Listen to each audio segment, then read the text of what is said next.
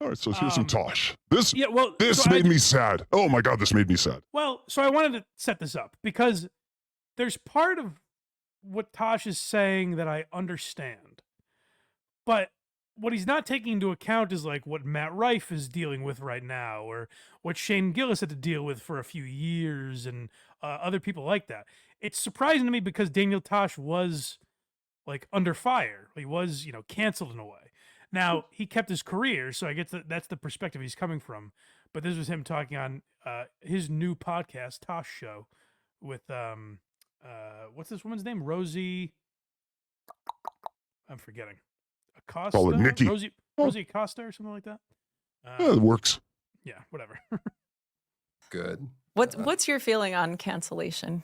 I think it's great. Cancel people. I think people deserve it. And obviously it's not a real thing where like your livelihood is gone. Yeah. But I, as someone who's done things and said horrible things constantly, I've had backlash, and I deserve it. There has to be consequences, and I also don't think that there's a problem with evolving and like, oh, I used to be able to say this and now I can't. Well, fine, good. I'm okay with that. I like the opportunity for people to evolve and to change, but it seems like people are more interested in the like lashing out and sort of ridiculing as opposed to giving people the opportunity to change and atone, so to speak. I mean, I don't know that I've ever changed because of anything, but I'm also just thankful that like no ex-girlfriend wrote a big article and it got published about me.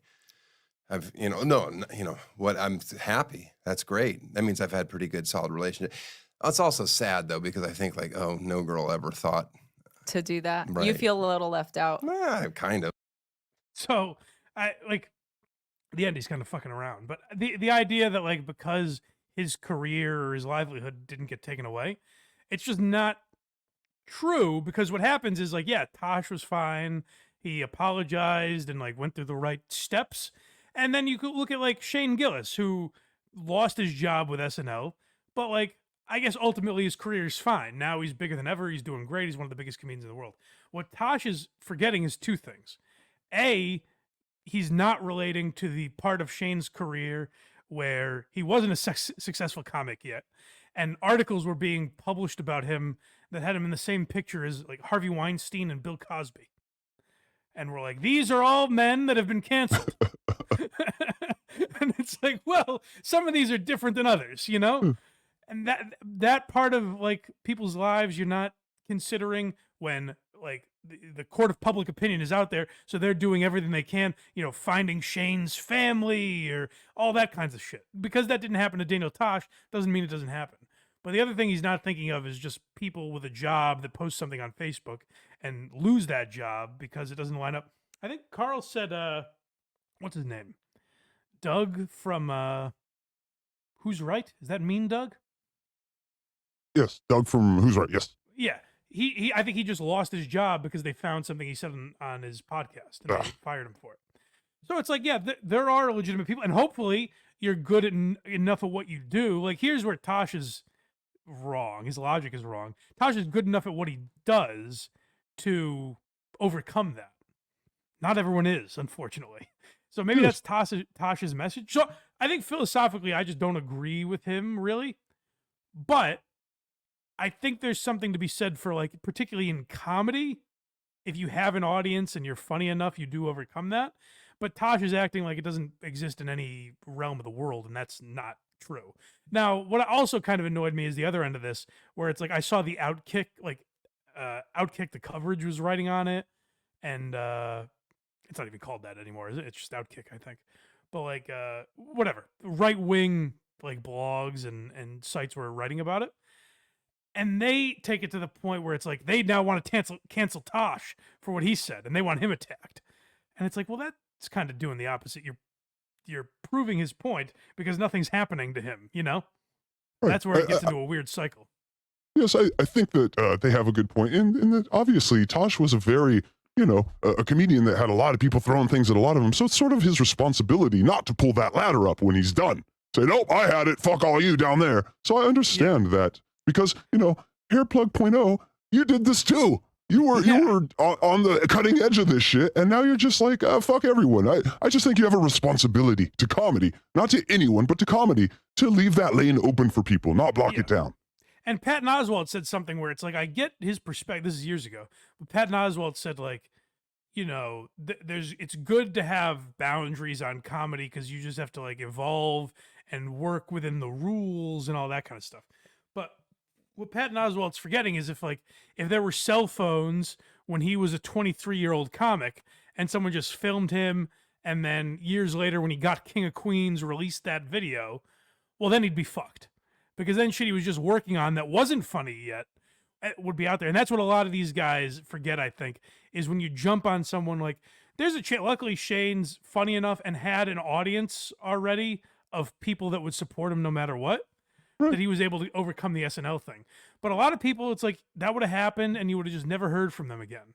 And you would say, remember the racist guy that SNL fired, the guy that hates Asians? And you would just think that about him because you never saw any of his other work. And that's how they'd be labeled forever. And they just wouldn't get another opportunity.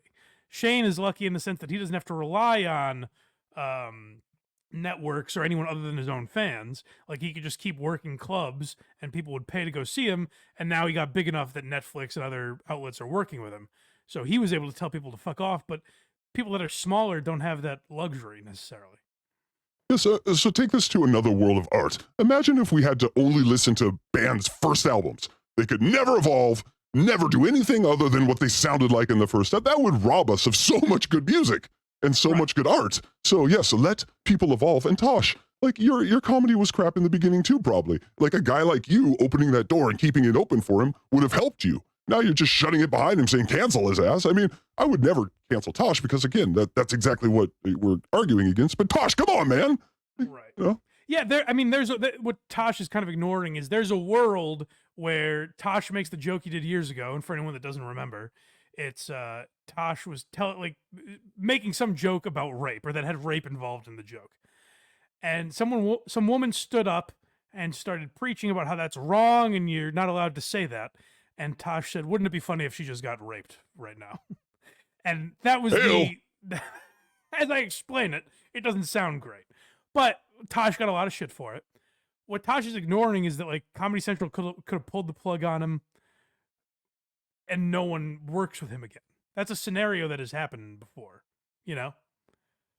Yeah, we should play that Tosh clip. Let's take that Tosh clip back in time and play it for Tosh. I bet he would not be happy with that Tosh clip. Right. That's the thing. Is like Tosh might say like, "Hey, I evolved. I'm not that guy anymore. I shouldn't be held accountable for what I did in that moment." Now, again, Tosh is lucky enough that he has an audience that likes him. Like he's a funny guy. So I think he's always going to be able to at least sell out stand-up dates if that's what he wants to do, or have his own podcast. Like people will still listen, but there's a lot of people that coming up that don't have that benefit. Like I'm sure I've said shit years ago. Here's the funny thing when people say, "Oh, tell me where, Mike. Tell me where. Tell me the timestamp." Well, here's the thing too: is like shit I tweeted a week ago.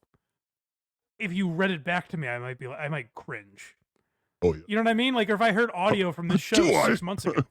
Yeah, right, exactly. Everything I do is cringe. Yeah, well, that's a great example too, where it's like, if you hold people accountable for everything they say always, even though it didn't offend people in the moment, that's where it gets tricky and that we're never going to get out. I do think we are breaking out of that a little bit.